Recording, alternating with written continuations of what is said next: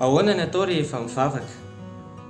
Finaritra indray ny tenako tafaraka aminao tao anatin'izao fandaharana fantarony marina izao izay indray ny loha hevitra izay fampizarana aminao n'ity androany ity ka manasanao ny tenako anaraka n'izao fandaharana izao hatramin'ny farany ahoana ny atao rehefa mivavaka. Ny vavaka aloha voalohany indrindra dia fifandraisana amin'Andriamanitra ny atao hoe vavaka, ary ny fanahy no mifandray amin'Andriamanitra. Ambaran'ny tenin'Andriamanitra ny amin'ny Jaona 4:4 ny andinin'ny 4 fa Andriamanitra dia fanahy ary izay rehetra mivavaka aminy dia mivavaka amin'ny fanahy sy ny fahamarinana. Izany hoe ny fanahintsika zany no mivavaka aloha voalohany indrindra, tsara ny afantarantsika an'izay. Ny resaka vavaka moa zany dia efa noresahantsika tany amin'ny fandaharana tany aloha tany hoe inona ny atao hoe vavaka, efa noresahantsika mitokana mihitsy izay tany anatin'ny loha hevitra izay tany aloha ka manasanao ny tenako anaraka an'izany loha hevitra izany. Fa ny vavaka dia fifandraisana amin'Andriamanitra, izany hoe ny fanahy maha-olona ao anatintsika eo no mifandray amin'Andriamanitra. Dia ahoana no atao rehefa mivavaka?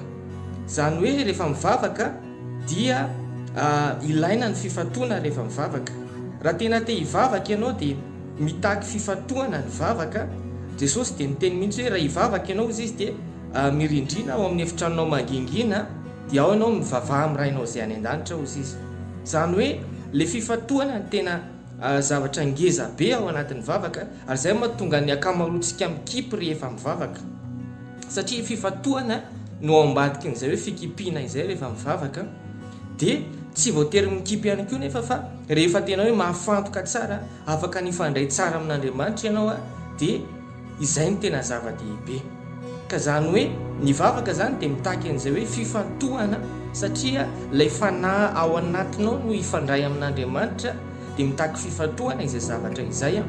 Ary ny vavaka dia ilay zavatra avy ao anaty no avoaka amin'Andriamanitra, le zavatra avy ao anaty no loharina eo anatren'Andriamanitra. Izany hoe ny vavaka zany dia tsy izy zavatra tenenin'ny vavan'ny olona anankiray no tena atao hoe vavaka, fa izay zavatra ao am-pon'le olona ka tenenin'ny vavany, izay no vavaka kasitran'Andriamanitra, ary izay no vavaka henoin'Andriamanitra. Satria natao hoe vavaka dia izay zavatra tena ao am-pon'le olona resahany amin'Andriamanitra, izay zavatra tena ao anatin'le olona avoakany eo anatren'Andriamanitra, izay no atao hoe vavaka.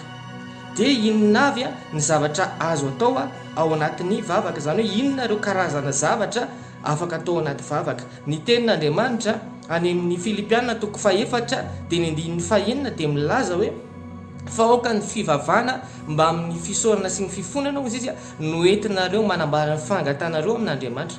Izany hoe ao anaty vavaka ianao dia afaka misaotra an'Andriamanitra, ao anaty vavaka ianao dia afaka mifona ihany koa anatren'Andriamanitra. Ny vavaka ihany koa dia afaka atao fangatana eo anatren'Andriamanitra. Ny vavaka ihany koa dia afaka atao fidirana an'Andriamanitra. Be dia be ny zavatra afaka atao anatin'ny vavaka, fa amin'ny ankapobeny ireo zavatra anankiefatra ireo ny tena efa fataontsika dia ny fisaorana, ny fifonana, ny fangatahana, ny fidirana an'Andriamanitra, fa mbola misy zavatra hafa maro afaka atao ao anatin'izay vavaka izay. Ireo zavatra ireo zany tsy voatery hoe rehefa mivavaka dia tsy maintsy hoe mangataka foana, fa misy fotoana misaotra manokana an'Andriamanitra, misy fotoana mifona eo anatren'Andriamanitra, misy fotoana vavaka tonga dia fidirana an'Andriamanitra fotsiny no atao ao anatin'izay. Isaky ninona ary no tokony hivavaka, isaky ninona no tokony hivavaka, satria ny tenin'Andriamanitra dia mampianatra antsika hoe mivavaha mandrakariva. Izany hoe ny vavaka zany tsy atao anatin'ny andro anankiray ihany, satria mahafifandraisana amin'Andriamanitra azy zay dia atao mandrakariva le izy.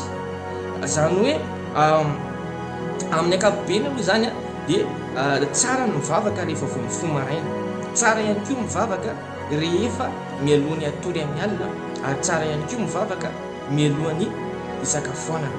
Izany hoe amin'ireo fotoana anankitelo ireo zany anisan'ny tena hoe tsy maintsy mivavaka isika ny kristiana zany, dia tsy maintsy mivavaka amin'ireo fotoana ireo dia ny maraina, ny hariva amin'ny alina, ary ny rehefa isakafo zany dia tokony hivavaka ny kristianina rehetrarehetra.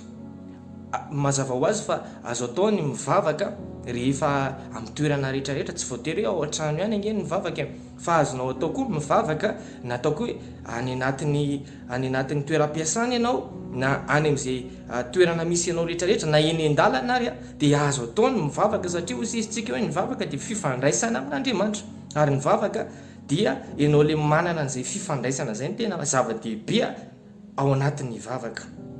Ka izay ny fandaharantsika tamin'ity androany ity dia mampirisika anao tena hoe hivavaka manomboka izao. Ny vavaka dia tsy fombafomba, ny vavaka dia fifandraisana izy io. Ohatran'ny hoe ianao mifandray amin'ny olona anankiray zany ary ny tenin'Andriamanitra dia miteny hoe arakaraka ny fandraisanao amin'Andriamanitra ny ampiadana anao. Mifankazara mitsitoa dia hiadana ianao, izany no hiaviany soa aminao. Noho izany raha te hiadana ianao, raha tianao ho avy aminao ny soa dia mivavaha foana isan'andro isan'andro manokana fotoana ho an'Andriamanitra ary mivavaha amin'ny fotoana rehetrarehetra, mivavaha amin'ny toerana rehetra izay misy ianao naiza misy ianao dia afaka nifandray amin'Andriamanitra foana ianao.